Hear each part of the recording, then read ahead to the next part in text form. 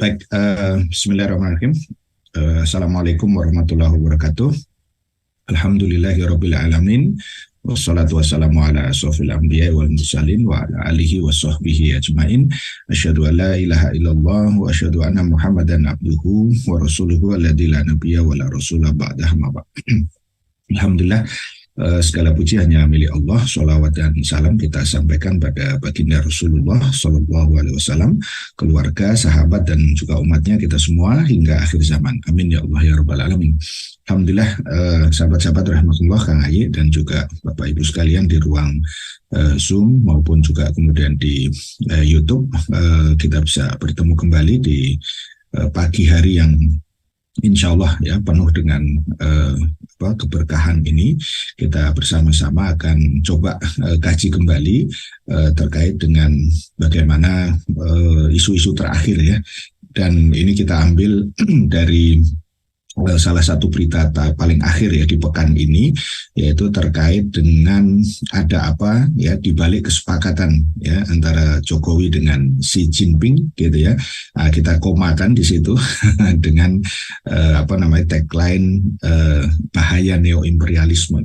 Nah, ini apa ini kira-kira yang nanti kita akan akan bahas, dan saya kira ini isu yang sangat penting ya.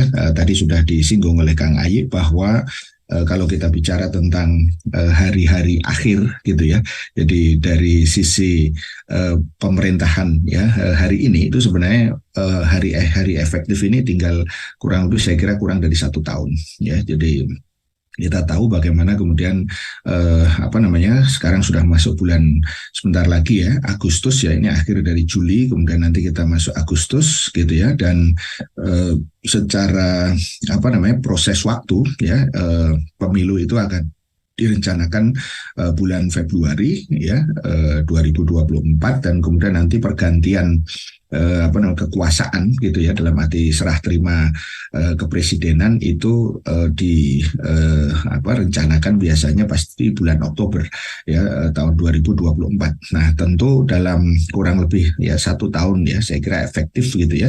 Kalau Agustus ke Agustus ya, itu saya kira tidak terlalu lama lagi begitu ya. Ternyata memang ada banyak hal yang sedang dan terus dilakukan gitu ya oleh pemerintah ini dalam kaitannya dengan Indonesia di hari-hari yang akan datang ya, sehingga dari sini kita perlu ya untuk mencermati begitu ya, ada apa di balik kesepakatan ya yang dilakukan oleh Xi Jinping ini dengan Jokowi ya dalam kapasitas mereka sebagai pimpinan ya saat ini. Maka tentu ini nanti bisa kita kaitkan dengan apa yang terkait dengan topik-topik sebelumnya yang sudah pernah kita bahas begitu ya, terkait dengan masalah tersebut. Kita mulai dulu dari fakta ini dulu ya. Jadi ini saya kira berita dari salah satu media yang mungkin kita bisa lihat ya. Harus disadari bahwa hari ini Cina itu adalah salah satu daripada negara yang juga memiliki pengaruh ya di Indonesia, sebagaimana juga kemudian Amerika. Nah, di berita ini disampaikan Jokowi dan Xi Jinping makin mesra gitu ya. Menariknya itu ada kata-kata makin mesra di situ ya. Taken 8 kesepakatan di Cina. Apa saja? Nah, apa saja yang kita lihat versinya CNN Indonesia di pertemuan yang dilakukan di Chengdu ya, di salah satu kota ya. Jadi menariknya nanti kita bahas tidak di Beijing ya, karena ibu kota Cina kan di Beijing gitu ya. Ini di salah satu kota di Cina yaitu Chengdu, dan kemudian kata Menteri Luar Negeri ya daripada negara kita ya itu ada 8 kesepakatan. Jadi dari Bu Menteri itu mengatakan ya, Bu Retno Marsudi, yang pertama itu plan of action dari MOU kesehatan gitu ya. Ini terkait dengan masalah bagaimana kesepakatan-kesepakatan di bidang kesehatan begitu ya. Kemudian yang kedua itu terkait dengan protokol pembukaan akses pasar ya dari produk pertanian ya untuk komoditas tepung porang. Nah, gitu ya, itu yang ketiga. Ketiga kemudian adalah protokol pembukaan akses pasar produk pertanian untuk komoditas bubur tabashir ya dari Indonesia ke Cina. Kemudian yang keempat ya itu adalah berkaitan dengan kerjasama riset ya dan pengembangan industri ya pemuliaan tanaman atau plant breeding ya dan budidaya laut. Kemudian yang kelima ya kata Menteri Luar Negeri itu adalah soal kerjasama RI dan Cina terkait dengan transfer pengetahuan dan pengalaman ya untuk pembangunan ibu kota Nusantara IKN. Nah, ini yang menarik nanti untuk kemudian kita cermati secara khusus. Dan keenam itu adalah terkait bahwa negara ya kedua negara ini sepakat untuk MOU tentang peningkatan kerjasama apa yang disebut dengan kerjasama Indonesia Cina itu two countries ya twin park gitu ya. Jadi dua negara dengan dua taman gitu ya. Taman ini nanti dimaksud sebenarnya sangat luas gitu ya konteksnya begitu ya. Kemudian yang ketujuh ya itu adalah terkait dengan nota kesepakatan kerjasama ekonomi dan teknis, dan yang kedelapan itu adalah tentang kesepahaman terkait dengan pendidikan bahasa Mandarin gitu ya. Kang Ayi kayaknya mungkin perlu bahasa Mandarin nggak? Nanti yang menarik itu banyak pekerja di sini ya, pekerja Cina, TKA Cina itu malah justru tidak pernah belajar bahasa Indonesia. Mereka malah justru orang-orang kita yang disuruh belajar bahasa Mandarin. Ini menurut saya penting juga untuk kemudian digarisbawahi. Ini sedikit catatan-catatan kecil dulu ya yang ada di sini. Ini yang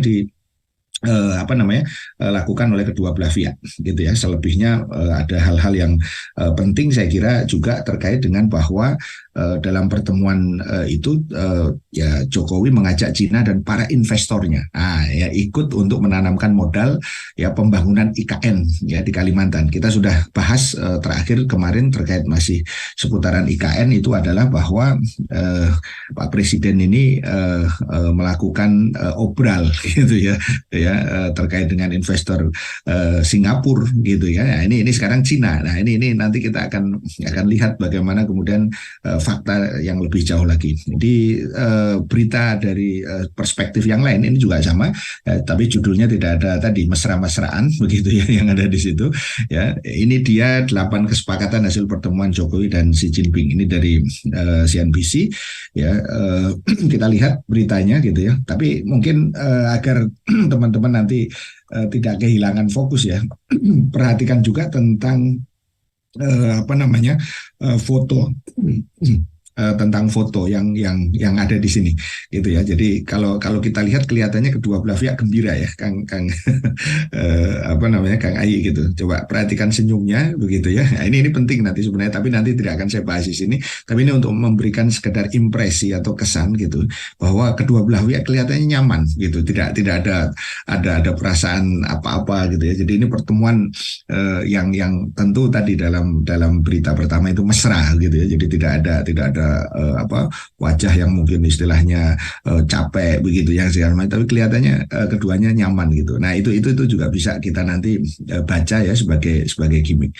Nah ini yang juga tadi sudah dibahas. Jadi dalam konteks yang berita ini saya ingin menekankan terkait dengan bahwa pertemuan tersebut itu adalah terkait dengan 10 tahun kemitraan strategis komprehensif dari Indonesia dan Cina.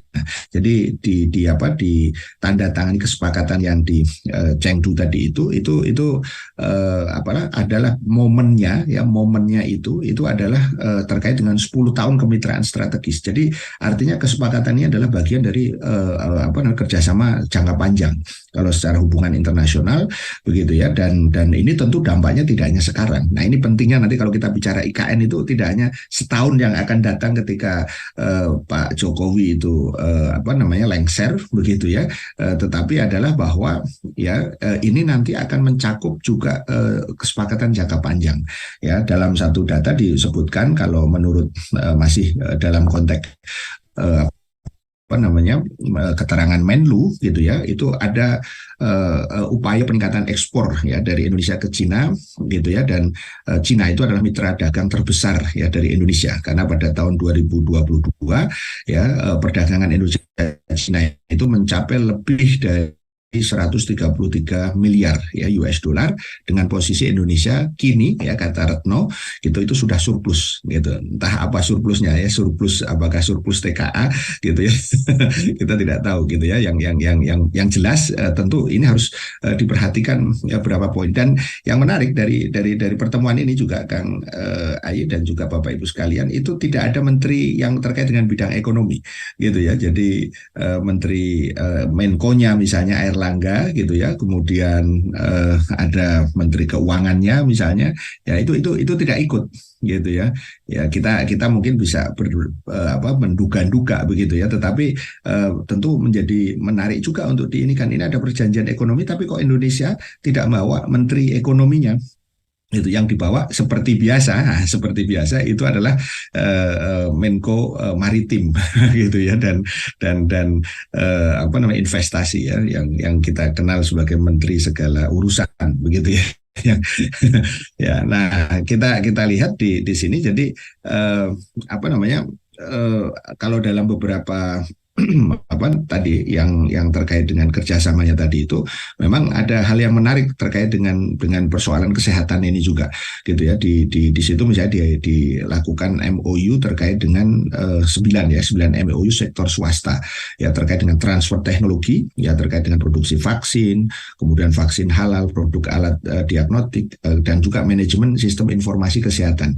Ini mengingatkan kita sebenarnya tentang kemarin disahkannya RUU Kesehatan ya, yang kita sudah jelaskan di situ, sebagian terkait adalah dengan bagaimana liberalisasi, di mana kemudian kekuatan asing itu bisa nanti lebih mudah gitu ya, atau digelar karpet merah terkait dengan industri kesehatan ya. Di industri kesehatan ini tentu kan tidak akan lepas dari swasta begitu kan, yang ada di situ ya. Dan sekali lagi dalam konteks berita ini juga itu adalah terkait juga dengan tadi apa namanya pembangunan tadi IKN ya, dan juga terkait dengan Laut Cina Selatan. Nah ini yang nanti akan kita apa namanya juga singgung sedikit ya, terkait juga dengan Indo-Pasifik begitu ya. Sehingga dari sini kita bisa melihat tentu ini adalah bagian daripada diplomasi yang perlu untuk kemudian nanti dicermati gitu. Jadi sekali lagi ini 8 poin yang tadi dihasilkan. Saya meng-highlight saja, tentu dengan keterbatasan waktu kita, saya nanti akan berikan sedikit apa namanya stressing kepada terkait dengan IKN ya, kemudian nanti terkait dengan masalah investasinya, kemudian juga nanti terkait dengan masalah Muslim Uighur. Yang menarik di sini tidak ada kemudian tentang persoalan ini, maka kita perlu ingatkan gitu ya, tentang apa sikap atau saya lebih suka menyebutnya sebagai kejahatan ya daripada Cina terhadap Muslim Uighur ya, yang sekarang masuk pada wilayah Xinjiang. Dan yang keempat nanti isu terkait dengan Laut Cina Selatan. Jadi ini nanti terkait dengan apa namanya dengan beberapa isu yang akan saya coba berikan beberapa garis besar lah begitu kira-kira. Nah, jangan lupa tadi, karena ini kesepakatan yang sifatnya jangka panjang, itu juga terkait dengan kesepakatan sebelumnya tahun 2022 ya kemarin. Nah, apa kesepakatannya? Kalau per tahun 2022 Juli yang lalu, pada saat itu Presiden Jokowi juga ke sana begitu ya, tapi di Beijing pada saat itu ya, pada saat itu tidak di Chengdu tadi itu begitu ya. Nah, pada saat itu ada beberapa kesepakatan juga, jadi memang banyak sekali kesepakatan. Satu diantaranya tadi adalah berkait dengan pembaharuan MOU sinergi poros maritim dunia ya, dan yang disebut dengan dulu kita sebut sebagai OPOR ya, One Belt One Road gitu ya, kemudian sekarang dikenalkan Belt Road Initiative gitu ya. Nah, kemudian ada terkait, nah ini menarik ya, penting untuk digarisbawahi juga, MOU kerjasama tentang pengembangan dan penelitian vaksin dan genomika. Ini genomika ini tentang masalah kesehatan, ini penting. Nanti kita berikan penekanan di situ, dan sekian kesepakatan lain. Ya, jadi kalau kita lihat pada konteks ini tentu kita akan bisa melihat bagaimana kesepakatan-kesepakatan ini memang adalah bagian dari tadi kerjasama secara komprehensif, dan mungkin secara normatif ya bagus gitu kelihatannya gitu. Jadi tidak ada yang mana ada kesehatan apa namanya kerjasama itu jelek kan gitu kan seolah-olah. Tapi nanti kita akan lihat macam-macam. Nah, ada banyak ragam perspektif ya yang kemudian menanggapi terkait dengan event tersebut gitu ya. Jadi yang pertama itu dari salah seorang pengamat ekonomi itu mengatakan bahwa kesepakatan Jokowi Xi Jinping itu memiliki potensi resiko laten dalam masalah ekonomi. Nah, ini penting untuk ini, dan menariknya ini berita tidak keluar kecuali di berita-berita yang anti mainstream gitu ya. Jadi ini perlu kita kemukakan agar ada balance, ada keseimbangan. Misalnya dari Ahmad Nur Hidayat ya, dia CEO dari Narasi Institute ya, dia mengatakan bahwa 10 tahun kemitraan strategis tadi itu tentu terkait dengan bagaimana tadi itu dirayakannya tadi dalam pertemuan bilateral kemarin itu begitu. Jadi ini isunya ada di situ, dan menurut dia kota Chengdu itu dipilih bukan Beijing karena transportasi kota tersebut terbilang handal katanya begitu ya.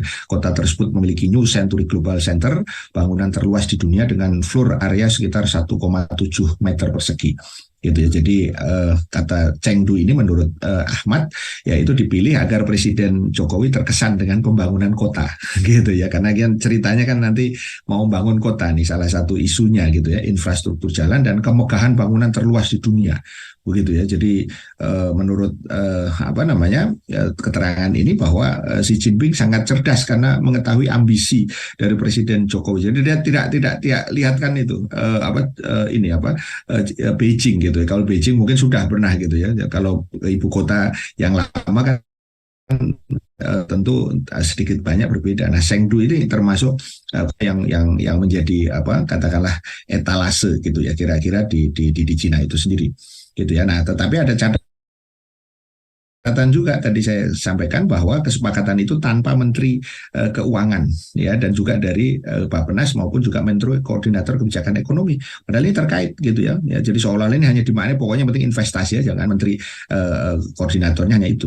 Atau entah mungkin karena sekarang ini Pak Erlangga sebagai Menteri Koordinator ke bidang ekonomi itu lagi digoyang-goyang sama Pak Luhut terkait dengan Golkar gitu ya. Jadi ini kan isu yang lain lagi rame di lapak yang sebelah sana gitu ya. Jadi maka kita melihat dari sini bahwa menurut catatan dari Ahmad Nur Hidayat ini bahwa ada banyak hal yang terkait dengan saling memuji misalnya di antara kedua belah pihak begitu ya. Jokowi memuji dukungan Cina atas kepemimpinan Indonesia di ASEAN gitu ya. Padahal istilahnya tidak ada prestasi yang besar ya di dalam ASEAN yang kemudian ini terkait dengan kepemimpinan Indonesia ya pada konteks ini gitu ya. Sementara sebaliknya ya Presiden Cina juga kemudian memberikan support gitu ya terhadap Indonesia begitu ya. Nah, maka dalam catatan ekonomi ya ada juga kemudian hal yang penting untuk dilakukan ya terkait dengan masalah apa yang sudah terjadi begitu ya, yaitu misalnya apa betul gitu ya manfaat daripada kerjasama itu memang benar-benar terjadi gitu kan. Nah, maka catatan Ahmad ini adalah Indonesia harusnya tidak boleh mengorbankan kepentingan nasional hanya untuk memenuhi ambisi Cina gitu ya, menjadi ekonomi berpengaruh di dunia tanpa memastikan kesepakatan bilateral itu memberi keuntungan yang jelas. Misalnya publik melihat kepentingan ekonomi Cina dalam mendominasi.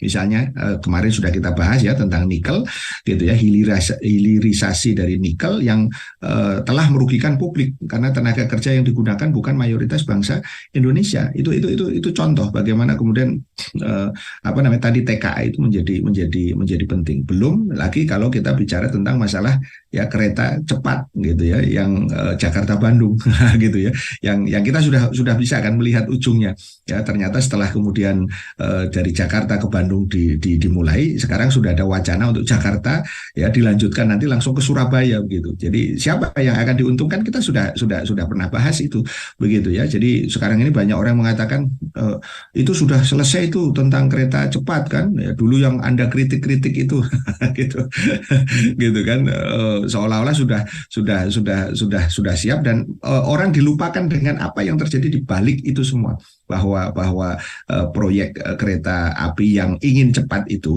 gitu ya, ya itu tetap saja kemudian membebani APBN, dan itu artinya membebani masyarakat gitu. Tapi masyarakat kan dinina bobok kan, oh nanti apa ada uji coba gratis gitu kan gitu kan.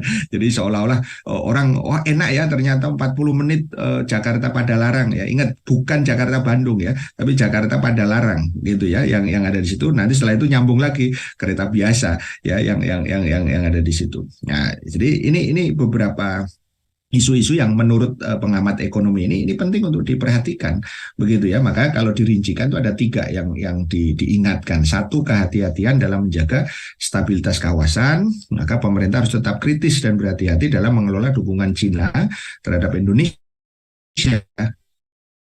ya dalam kepemimpinan ASEAN.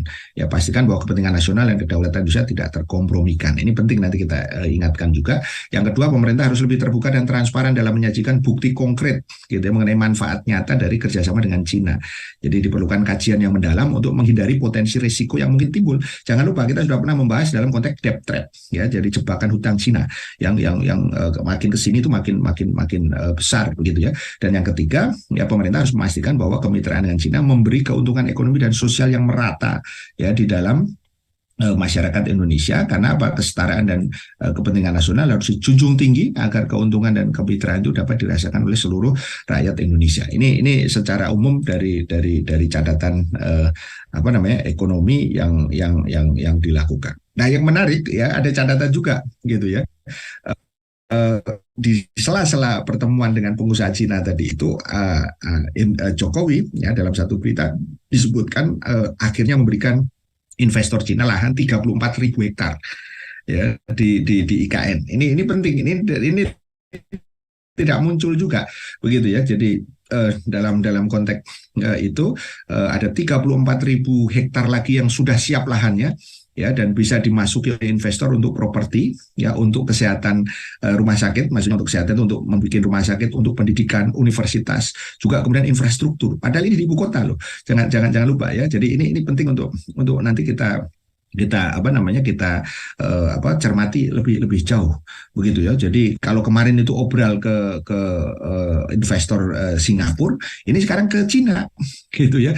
Jadi ini yang makanya disebut tadi itu sebagai jurus terakhir ya. Jurus terakhir maksudnya mana lagi? Kenapa? Jangan lupa IKN itu sepi ya daripada investor. Nah, ini akhirnya diupayakan berbagai cara, dengan bahkan cara-cara yang di dalam banyak pengamat disebut sudah sense of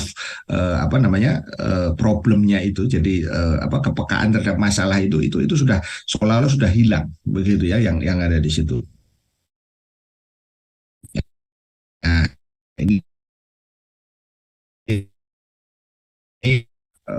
foto ini juga memberikan siap dominan dalam persoalan ini gitu ya.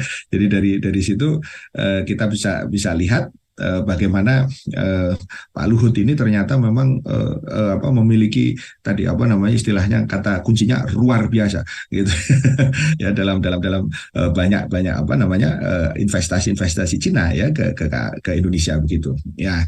Nah, yang terpenting itu juga tadi kaitannya dengan tadi perencanaan IKN gitu ya. Jadi IKN itu disebut-sebut nanti akan mengacu kepada kota modern ya, Shenzhen ya. Jadi IKN ini nanti akan disulap ya, mengikuti jejak kota Shenzhen tadi itu. Karena apa? Karena Shenzhen itu katanya ya di Cina ya, itu adalah merupakan dulu ya desa kecil ya di perbatasan kota. Nah, ketika masa pemerintahan Deng Xiaoping ya, desa nelayan itu berubah menjadi kawasan ekonomi khusus ya sejak tahun 1979 gitu ya, sehingga kemudian sekarang ini menjadi semacam apa namanya pusat lah begitu ya pertumbuhan ya salah satu kota yang kemudian ada di Indonesia ya mungkin kalau belajar ya no problem ya belajar kepada siapapun kan nggak ada masalah kalau dilihat dari sisi apa yang bisa kita ambil tetapi yang menjadi persoalan ketika nanti ini diajukannya adalah kepada perencanaan gitu ya dan jangan lupa tadi di situ tidak ada menteri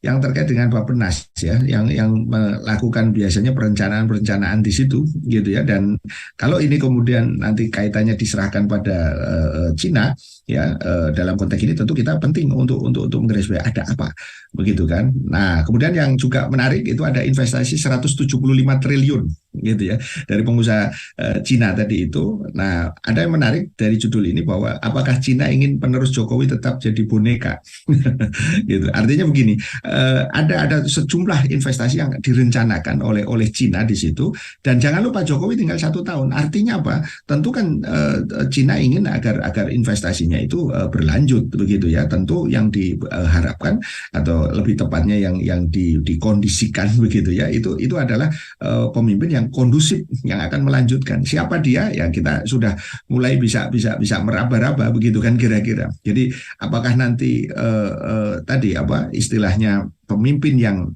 akan datang itu ada di dalam telikungan Cina tadi dengan investasi kita menjadi penting begitu ya jadi saya kira ini yang penting juga untuk kemudian disampaikan kalau menurut pengamat ya Muslim Arbi itu dikatakan bahwa tadi investasi tadi ya senilai 175 triliun dari perusahaan asal Cina ya Xinji International Investment Limited gitu setelah bertemu dengan presiden pertemuan pekan ini ya dia mengatakan begini ya apakah dengan iming-iming 175 triliun itu Jokowi mau dipertahankan Xi Jinping sebagai bonekanya lagi gitu ya artinya apakah kemudian ada satu kelanjutan ingat sekali lagi ini adalah jangka panjang tadi jadi bukan hanya sekedar setahun 2 tahun begitu ya sehingga dari sini kita penting untuk memahami ini agar masyarakat menjadi semakin melek gitu ya dengan situasi ini karena kalau Jokowi selesai 1 tahun akan datang tentu Cina tidak mau dong ya mengambil resiko dengan naruh uangnya tadi itu kepada orang yang mungkin bisa jadi malah tidak akan kooperatif misalnya begitu. Nah ini yang terakhir terkait dengan desain tadi ya. Jadi ini catatan terkait dengan keterlibatan tadi Cina di kereta cepat diingatkan lagi gitu ya. Awalnya dulu kan kereta cepat ya menurut M. Said Didu ya salah seorang pengamat kebijakan publik ya ketika ini nanti dikaitkan detail ya desain dari ibu kota itu dikaitkan dengan Cina maka dia mengatakan begini semoga rakyat tidak lupa bahwa Cina diminta tanda kutip membuat rencana kereta api cepat Jakarta-Bandung yang akhirnya menjadi beban seluruh rakyat.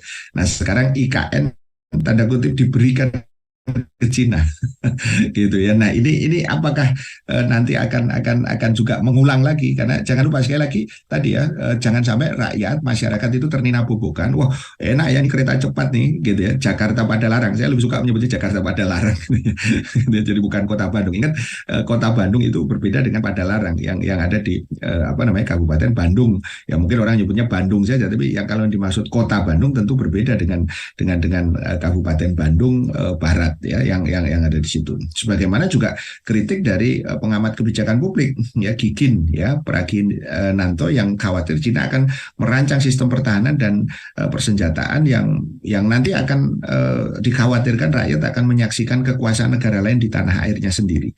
Ya dia mengatakan semua akan direncanakan oleh Cina termasuk sistem pertahanan kota yang sesuai dengan persenjataan Cina. Pada akhirnya rakyat terpaksa ya plonga-plonga begitu ya tidak berdaya berhadapan dengan petugas keamanan cuma bisa menonton kekuasaan asing di tanah sendiri ya tentu ini sebagai satu kritik ya kita hargai begitu ya karena ya bagaimanapun rakyat kan boleh berbicara dong tentang hal-hal yang ini nah tinggal ke kebijakan daripada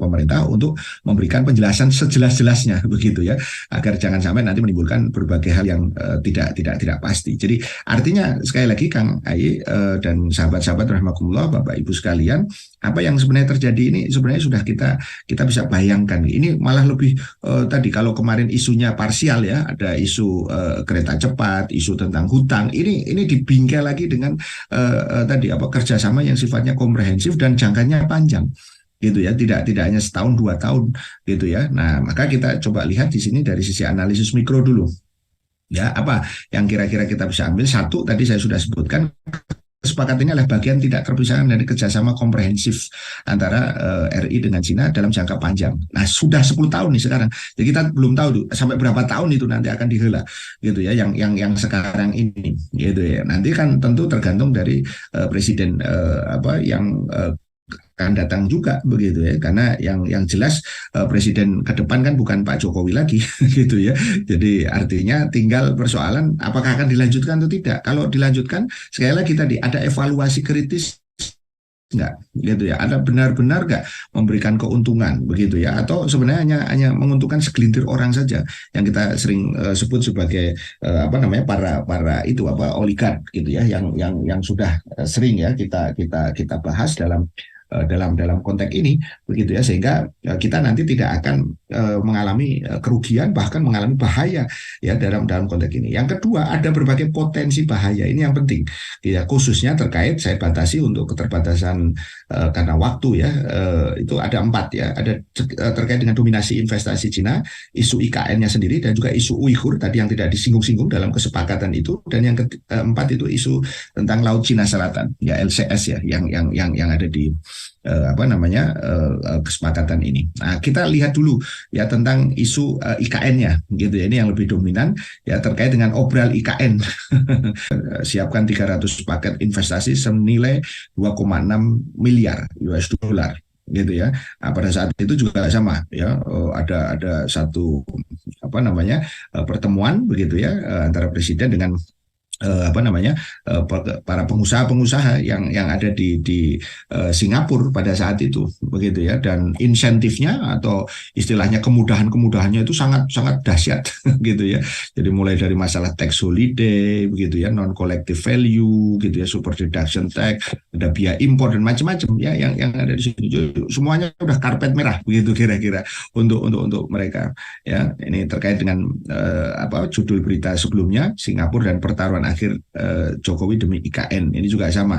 Jadi ada 130 delegasi Singapura ya, yang terdiri dari 95 pelaku usaha ke titik 0 IKN pada saat itu ya, pada bulan Mei ya, yang lalu gitu ya. Jadi diyakinkan 130 pengusaha ini untuk berinvestasi ya, tapi tadi ada juga kritik terkait dengan bahwa obral IKN tadi itu menunjukkan bahwa yang bersangkutan sudah kehilangan sense of reality. Jadi kondisinya kok seperti itu ya, sedemikian sampai sudah obral. Kenapa? Karena tidak ada yang cukup memadai tentang investor tadi itu. Nah, maka kita kaitkan isu yang pertama tadi dengan jebakan hutang gitu ya. Tadi saya sudah sebut angkanya 175 triliun ya, jebakan hutang asing dan asing gitu ya. Kita ingatkan kembali data ini bahwa hutang luar negeri Indonesia itu sudah lebih dari 7.800 ya triliun ya rupiah begitu ya. Dan yang menarik sahabat-sahabat, nanti pada kesempatan lain mungkin kita bahas ya, tapi saya ingin memberikan highlight, banyak pengamat yang justru kemudian lebih kritis lagi, itu tidak hanya sebenarnya hutang kita itu 7.500 triliun. Sebenarnya kalau nanti istilahnya ditelusuri lebih dalam, itu yang tercatat di dalam APBN gitu ya, yang 7.800 triliun tadi itu. Sebenarnya kalau ditambah dua yang terkait itu adalah dengan dana yang terkait dengan kontingensi, namanya the contingency debt ya, yang ada di situ, yang itu terkait dengan BUMN, itu ada sekitar 6.000 triliun. Kemudian ada yang dana yang dua-duanya ini tidak terkait ya dengan APBN atau tidak dicatat lebih tepatnya di APBN terkait dengan dana pensiun.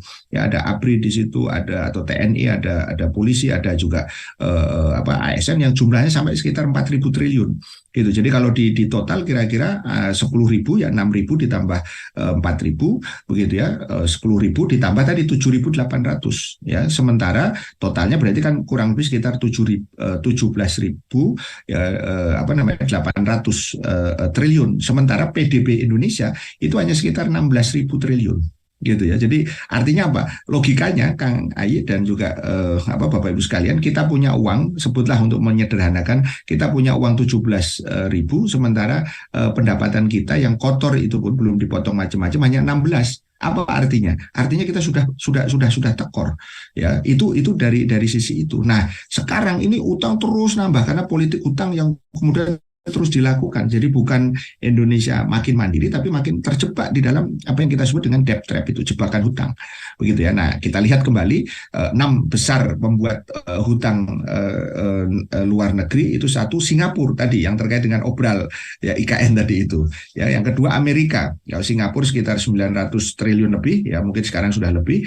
Amerika itu sekitar 469 triliun, Jepang itu sekitar 391, nah Cina itu juga sekitar 305 triliun gitu ya, dan itu jumlahnya naik sekitar 474% selama 10 tahun terakhir. Perhatikan itu 10 tahun terakhir ya, yang tadi saya sebutkan ada kerjasama komprehensif 10 tahun yang lalu gitu ya. Jadi selama kerjasama itu berarti investasi terkait dengan persoalan tadi hutang itu semakin meningkat ternyata gitu loh. Itu yang tadi disebut dengan bahaya hutang tadi itu. Karena apa? Karena untuk kasus Cina ini ada 474% ya, 474% itu kenaikan ya hutang luar negeri tadi itu selama 10 tahun. Artinya selama kesepakatan atau kerjasama komprehensif ini kemudian dilakukan begitu kan.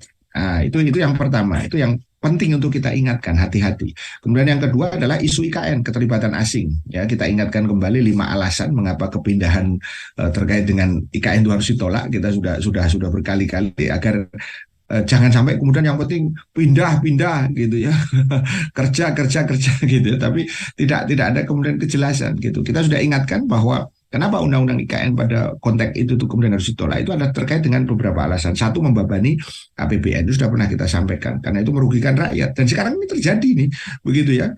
Nanti kita akan tunjukkan sekali lagi. Kemudian yang kedua, memperparah ekologi Kalimantan Timur. Oke. Kemudian yang ketiga itu secara geologis banyak kelemahan. Yang keempat itu adalah syarat kepentingan kapitalis oligark. Dan yang kelima itu adalah keterlibatan via asing. Konteks ini yang akan nanti kita bahas. Ya, keterlibatan via asing tadi itu. Ya, kita lihat satu persatu dulu sekilas begitu ya, untuk mengingatkan kembali bahwa satu terkait dengan APBN, katanya waktu itu gitu ya, untuk IKN itu istilahnya itu dibebankan, maaf ini ada sedikit ya, dibebankan di APBN itu rinciannya hanya sekitar 19,2% awalnya dari jumlah yang sebentar, ini kelihatannya ada sedikit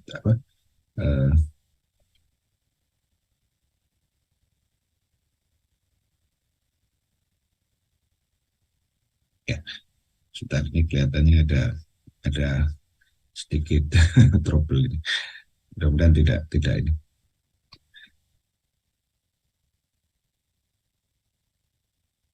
Oke, ini ya, satu tadi terkait dengan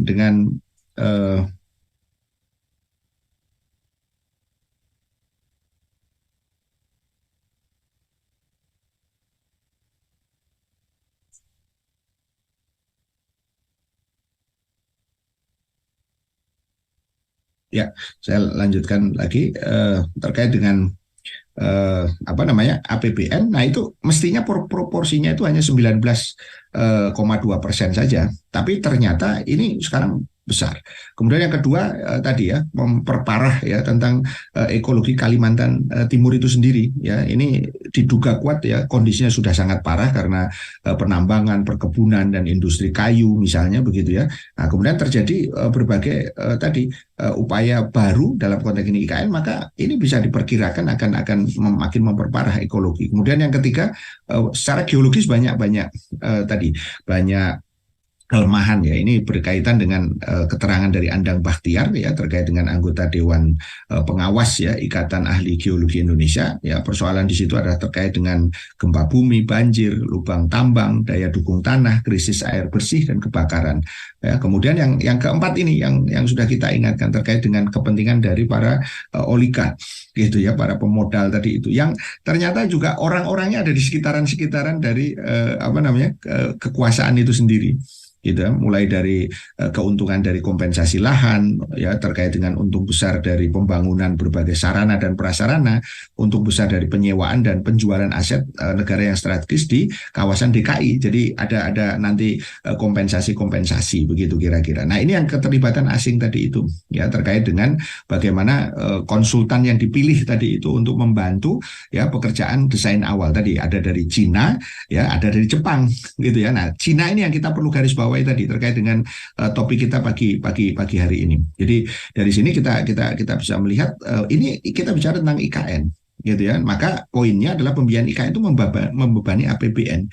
Tadi sudah kita sampaikan bahwa di ibu kota yang baru itu rencananya gitu ya swasta itu sudah berkuasa di situ, maka harus ada kompensasi di situ begitu ya. Dan kemudian biaya yang tadinya 19% tadi itu ya ternyata faktanya sekarang juga saya kira akan jauh lebih besar. Kenapa? Karena tadi sepi daripada investor. Mestinya kan kalau 19 katakanlah kalau dibulatkan 80% itu kan dari investasi baik dari pola kerjasama maupun juga swasta. Swasta itu di situ hampir 26,4% gitu ya. Kita bisa lihat bagaimana kemudian nanti konteks daripada swasta itu sendiri dari dalam maupun dari luar negeri.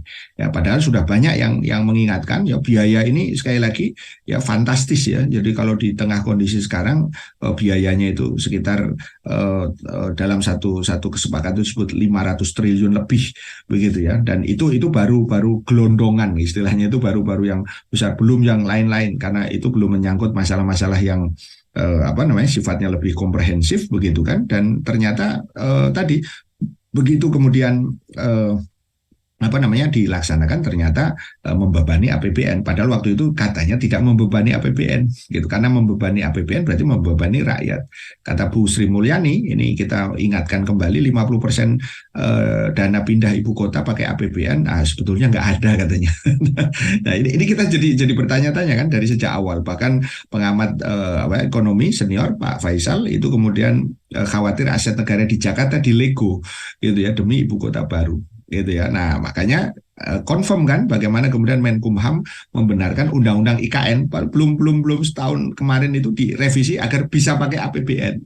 Lagi-lagi ya polanya sama ya, dari Cina tadi itu awalnya itu B2B, business to business. Begitu belakangan rugi akhirnya kembali lagi ke APBN begitu ya. Nah ini bentuk ugal-ugalan sebenarnya daripada kebijakan tadi itu, sehingga dari sini kita bisa melihat ya undang-undang IKN itu direvisi ya karena tadi ya diduga kuat memang karena sepi dari investor. Termasuk tadi ini menyerahkan desain ya IKN ke Cina ya, dari Nusantara ke Shenzhen tadi itu ya, maksudnya kota itu akan didesain seperti itu gitu. Tapi pertanyaannya kan membangun itu kan nanti tetap aja akan terkait dengan dana kan, biayanya nanti. Nah biayanya dari mana lagi gitu kan. Nah kalau kemudian biayanya juga jangan-jangan nanti diambilkan yang dari Cina lagi, ya kita sudah tahu konsekuensinya gitu ya. Jadi di bidang ekonomi ini ya baru di bidang ini, belum kita bicara tentang masalah bidang pertahanan nanti, bagaimana kemudian aspek keamanan dan pertahanan di dalam maupun di luar negeri, karena sudah banyak pihak yang kemudian mengingatkan dari awal tentang perpindahan ke IKN yang sekarang itu akan menimbulkan risiko yang sangat besar ya dari sisi pertahanan. Nah yang ketiga ya tadi sudah dua isu terkait dengan IKN dan jebakan hutang. Yang ketiga itu adalah isu kejahatan Cina di apa namanya ke Muslim ya, Uighur ya, kita ingatkan kembali ya, Uighur ini ya itu adalah daerah yang kita kenal ya dengan apa namanya, dulu itu namanya Turkistan ya. Jadi dulu itu ada Turkistan Barat, ada Turkistan Timur begitu ya. Jadi kalau umat Islam itu sekarang ditanya dalam satu ungkapan itu, bagi umat Islam ya, kata ahli sejarah itu ya, kalau tidak kenal apa namanya istilahnya itu, salah satu negeri Islam yang kemasyhurannya itu hampir menyamai Andalusia, itu sungguh aib gitu ya. Nah sekarang banyak umat Islam itu tidak tahu Uighur itu di mana gitu ya, padahal yang dimaksud apa, Turkistan itu tidak kalah dengan Andalusia ya, dari sisi ini gitu. Dibagi dua, dulu Turkistan Barat, kemudian ada Turkistan Timur. Nah, perhatikan di sini Turkistan Barat itu yang sekarang dikuasai ya, dulunya maaf dikuasai oleh Uni Soviet ya, kemudian akhirnya sekarang terpecah dalam beberapa negara. Sementara kalau kita perhatikan di sini, Turkistan Timur itu salah satunya itu ya disebut dengan Uiguristan gitu ya. Itu adalah masuk atau dicaplok oleh Cina begitu ya, dan kemudian diubah menjadi Xinjiang atau Xinjiang ya, dan kemudian digabungkan wilayahnya menjadi bagian dari Cina. Apa yang terjadi ya di sana ya, kita lihat dulu dari aspek sejarah ini, dari sisi petanya. Ya, siapa yang membebaskan Turkistan tadi itu ya, itu adalah, jangan lupa, Panglima Kutaibah ya bin Muslim Al-Bahili gitu ya. Ini bukan menteri investor ya, yang apa namanya investasi itu ya, gitu ya. Ya ada nama Pak Bahili yang ya di situ. Ya. Nah ini Kutaibah inilah yang membuka dan kemudian mengintegrasikan Islam ya ke apa namanya, ke Uighur tadi itu. Gitu ya, ini sosoknya ya di dalam ilustrasi. Nah, tetapi jangan lupa, setelah kemudian proses panjang itu, banyak kejahatan yang dilakukan Cina yang kemudian itu justru ya sepi dari perhatian umat ya, sepi dari perhatian apa namanya dunia internasional khususnya. Kalau umat ya insya Allah mereka sudah paham begitu ya. Jadi ratusan ulama misalnya ya, ini kita rilis dari berita tahun 2021, diciduk dalam operasi di Xinjiang karena jadi imam sholat Jumat. Coba bayangkan, jadi imam sholat Jumat ya karena didakwa ekstremis. Emang kalau sholat Jumat tidak ada imamnya terus gimana? Gitu ya, karena ekstremisme. Kemudian sebelumnya lagi melarang apa Muslim itu untuk berpuasa. Sebelum lagi kemudian PNS-nya itu dipaksa untuk bersumpah tidak puasa Ramadan tadi. Nah ini foto ini sangat dramatik kalau menurut saya ya, dramatik sekaligus apa namanya menyisakan yang sangat dalam ya, luka begitu ya. Bagaimana kemudian laki-laki dewasa itu kemudian dibawa ke kamp-kamp konsentrasi ya, untuk kemudian di bahasa lugasnya itu dicuci otaknya gitu ya, yang mereka sebut sebagai readvokasi, reedukasi dan segala macam yang sudah kita pernah bahas di situ, sehingga kemudian seolah-olah kemudian di sana mereka berusaha untuk apa menjadikan Uighur itu yang notabene sekali lagi mayoritas Muslim itu berintegrasi dengan Cina yang notabene itu adalah komunis begitu ya, dari suku Han ya, yang dominan tadi itu begitu ya. Nah pertanyaannya adalah, ada apa dengan Uighur? Indonesia diam karena dia menganggap bahwa itu adalah isu dalam negeri Cina itu sendiri gitu ya. Jadi di saat yang ini dia bersenyum ria tadi itu, bermesraan tadi itu, tapi umat Islam yang ada di Uighur ya dibiarkan saja. Ini penting untuk digarisbawahi ya, karena menganggap isunya isu dalam negeri saja. Dan yang keempat itu adalah isu terkait dengan Laut Cina Selatan. Tidak berdaya Indonesia menghadapi Cina. Padahal apa? Jelas ya, Cina itu mengklaim, ini yang disebut Nine Dash Line Cina. Ya, jadi Nine Dash Line Cina itu begini, problem utama daripada Laut Cina Selatan, ini saya ulang lagi, itu adalah apa? Bahwa ada klaim sepihak ya dari Cina ya, bahwa batas yang dia miliki itu ada di garis putus-putus yang 9. Jadi Nine Dash Line itu garis putus-putus yang jumlahnya 9. Gitu ya, 1, 2, 3, 4, ya 5, 6, ya 7, ya dan seterusnya. Nah, di sini kita bisa melihat ini ada perbatasan yang merah, ini adalah Nine Dash Line di ini klaim Cina tadi, yang Indonesia ini yang ada di sini. Kita bisa lihat yang biru ini. Kita lihat di sini ada Pulau Natuna ya, yang kemudian di Indonesia disebut atau diubah namanya menjadi Laut Natuna Utara ya. Jadi Laut Natuna Utara di sini. Sementara di dalam konteks klaim Cina tadi itu disebut Laut Cina Selatan gitu ya. Cina bagian selatan kan berarti yang ada di situ. Kita mengklaimnya itu North Natuna Sea atau kemudian Laut Cina Utara. maaf, laut Natuna Utara, ya bukan laut Cina Utara, ya, laut apa namanya, Natuna Utara. Artinya di situ kemudian ada klaim yang ternyata kita itu tidak cukup kuat untuk mempertahankannya, itu ya. Makanya apa, di situ juga menjadi sangat strategis begitu ya, karena laut Natuna dan juga Pulau Natuna sendiri itu juga punya potensi kekayaan yang luar biasa ya. Di situ ada berbagai apa namanya juga apa ekosistem terkait dengan apa perikanan begitu ya, tentang kelautan yang luar biasa begitu ya. Dan pada satu sisi kita juga tahu bahwa Cina itu lewat di situ tiap hari terkait dengan supply yang terkait dengan energi ya, lewat laut ya, yang ada di situ. Tetapi kita seringkali kemudian gagap ketika menghadapi Cina di sana gitu ya, karena ada kepentingan yang juga masuk di situ, yaitu Amerika, yang kemudian membuat kita itu ketika bicara tentang Natuna begitu ya, itu menjadi sangat-sangat tidak jelas gitu ya, apa namanya, dengan Cina tadi itu gitu ya. Artinya apa, dalam konteks ini isu laut Cina Selatan ini, apalagi nanti kalau dikaitkan dengan Indo-Pasifik gitu ya, kita tahu ada apa namanya, negara Vanuatu ya waktu itu, yang kemudian jelas-jelas mendorong lepasnya kemudian Papua ya ke apa namanya, ke negara independen, negara merdeka sebagaimana Timur Timur.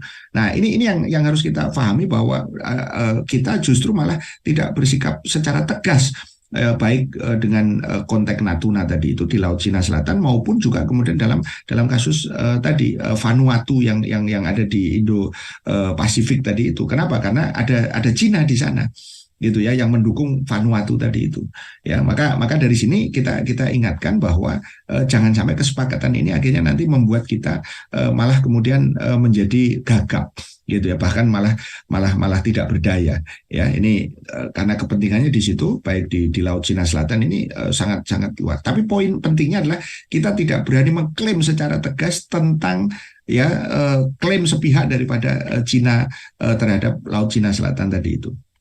Ya, nah ini yang perlu untuk kemudian nanti diingatkan kembali dalam konteks kerjasama ini. Ya, ini beberapa peta yang nanti akan bisa memberikan gambaran tentang ini. Nah, ini Kepulauan Natuna yang itu secara real adalah wilayah kita, tetapi kemudian tadi dilewati oleh garis klaim ya, putus-putus yang jumlahnya 9 tadi dari Cina. Kita tidak berani melakukan tadi apa namanya istilahnya penegasan sikap tadi itu ya, yang ada di sini.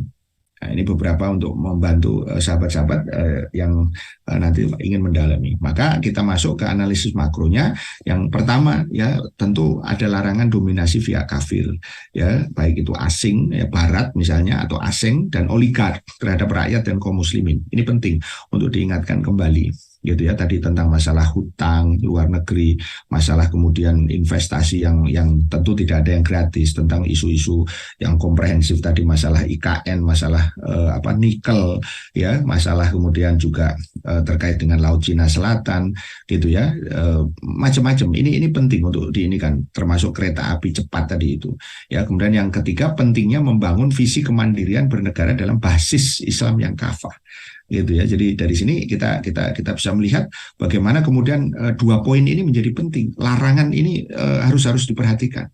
Ya, saya ingin gambarkan sekali lagi bagaimana cengkraman oligarki tadi terkait dengan IKN. Ya, jadi oligarki ini bisa dalam negeri, bisa luar negeri, gitu ya, yang ada di situ. Ini di sini ada oligark yang makan begitu rakus. Ini ada government itu yang justru malah kemudian memberikan apa namanya pelayanan. Dan disinilah kemudian kita bisa lihat gambar ini, rakyat ini kemudian yang makan tulang, sementara ini makan daging, gitu. Coba perhatikan, ini gambar ini sebenarnya sangat penting. Ini sengaja saya tampilkan untuk memperlihatkan apa kita tidak merasa, apa kita tidak peka dengan situasi ini. Sementara apa, sistem oligarki itu tidak bisa dilepaskan dari apa, sekulerisme, demokrasi, dan kapitalisme. Sekulerisme di bidang politik melahirkan demokrasi, sekulerisme di bidang ekonomi menghasilkan ekonomi kapitalis.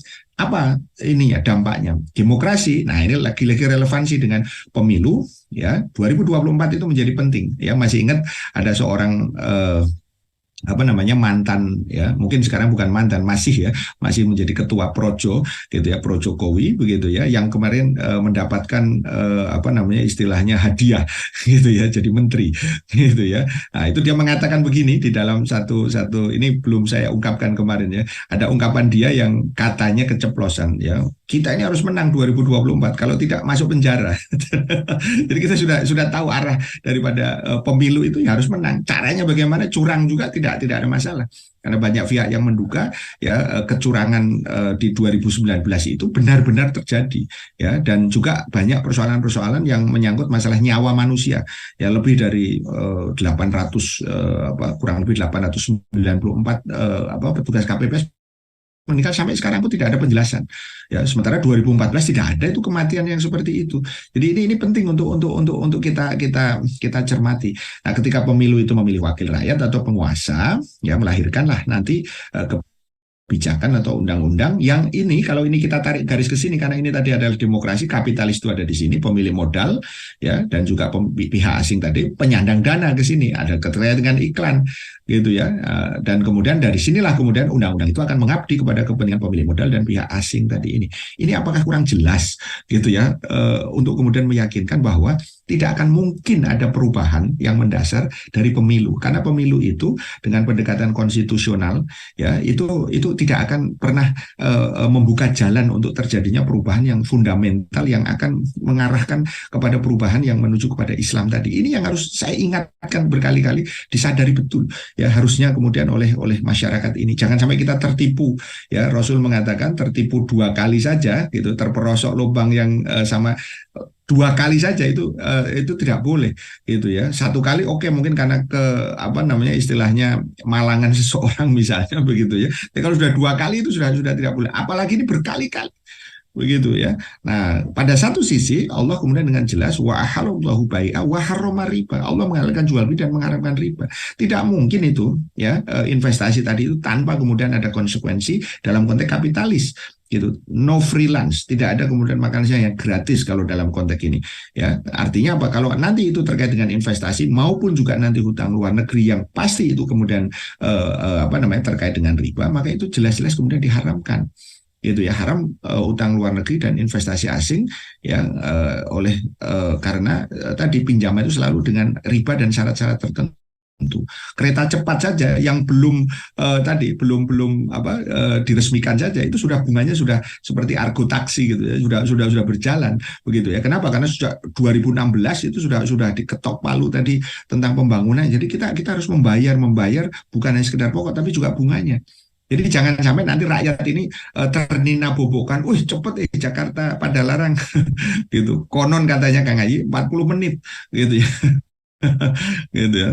Tapi kemudian ternyata saya harus bayar ini ya, hutang yang plus bunganya tadi itu gitu ya. Dan persyaratan ini ya, sama saja menjadikan negara tersebut berkuasa atas kaum muslimin, negara-negara kafir tadi itu. Sedangkan investasi asing hukumnya juga haram karena menyebabkan makin kuatnya cengkraman atas kaum muslimin gitu. Nah ini pentingnya nanti visi kemandirian itu di situ. Bahaya yang kedua adalah berkaitan penguasaan orang kafir atas kaum mukmin gitu ya. Nah, ini Allah tegaskan semua perkara yang menyebabkan cengkraman dominasi kafir ya secara syar'i ya terhadap kaum muslimin, itu artinya apa? Wala yaj'alullahu lil kafirina 'alal mu'minina sabila. Allah sekali-kali tidak akan memberi jalan kepada orang-orang kafir untuk mengalahkan ya atau mendominasi orang-orang beriman. Allah saja tidak memberi jalan. Kok kita malah memberi jalan? Gitu loh. Ya, ini penting untuk diingatkan ya. Dan yang ketiga itu terkait dengan bahaya sistem sekuler ya, kapitalisme, demokrasi itu sendiri. Yang kemudian kita tahu bagaimana itu terkait nanti dengan sistem tentang hukum tadi itu. Maka kita ingatkan dalam surah Al-Maidah ini, afa hukmal jahiliyati yabghun wa man ahsanu minallahi hukman liqaumi yuqinun. Ya, apakah hukum jahiliyah yang mereka kehendaki? Berarti hukum-hukum yang berasal dari Islam ya. Nah, hukum siapa yang lebih baik? Ini pertanyaan yang sifatnya retorik gitu ya, dari hukum Allah bagi orang yang yakin. Tidak perlu dijawab. Kenapa? Sudah pasti hukum Allah yang lebih baik gitu ya, bagi orang yang beriman. Kalau yang tidak beriman dehela gitu ya kata orang gitu ya, nanti dulu yang hukum mana nih, hukum Islam, wah hukumnya ya tidak bagus gitu. Naudzubillah kalau sampai ada yang mengatakan seperti itu. Nah, oleh karena itu, apa yang bisa kita simpulkan ya secara keseluruhan karena itu ada dua hal, ada potensi bahaya yang terkait dengan dominasi pihak kafir tadi, asing maupun asing terhadap kaum muslimin. Dan inilah yang disebut dengan bahaya neo-imperialisme tadi, penjajahan gaya baru. Kemudian yang kedua ada apa di balik ini adalah urgensi ya sekali lagi kita ingatkan membangun ya visi kemandirian bernegara dalam basis Islam yang kafah tadi itu. Jadi tidak hanya sekedar persoalan tadi apa namanya mengkritisi tetapi juga memberikan alternatif. Kita berikan tawaran ya agar umat ini bisa diyakinkan tentang kemandirian bernegara itu mesti dengan basis Islam yang kafah tadi itu, bukan malah kemudian kita obral ya apa aset kita kepada orang-orang kafir. Apa implikasi politiknya? Dua, saya kira kita harus mengkritisi dan bahkan pada titik tertentu harus menolak ya berbagai kesepakatan yang berpotensi bahaya berupa tadi dominasi pihak kafir asing-asing tadi terhadap kaum muslimin termasuk oligark tadi itu yang itu nanti akan mengokohkan apa yang disebut dengan neo imperialisme tadi. Yang kedua, ya tegakkan visi kemandirian bernegara dalam basis Islam kafah tadi itu. Ini dalam suasana Muharram, dalam suasana hijrah ya Rasulullah SAW, maka kita ingatkan kembali bahwa hijrah Rasulullah SAW ya di Mekah ke Madinah itu adalah ya intinya itu adalah minaz zulumati ila nur, gitu ya, dari kegelapan jahiliyah menjadi terang benderangnya cahaya Islam. Dan itu tidak mungkin kalau kemudian Islamnya bukan Islam yang kafah ya dalam naungan ya daulah khilafah ya Islamiyah. Saya kira itu Kang Aye sebagai pengantar mudah-mudahan cukup panjang lebar ini ya. Jadi mudah-mudahan memberikan keyakinan untuk kita semua bahwa ada banyak hal yang harus kemudian kita pedulikan ya di dalam berbagai persoalan politik kita hari ini. Terima kasih. Assalamualaikum warahmatullahi wabarakatuh.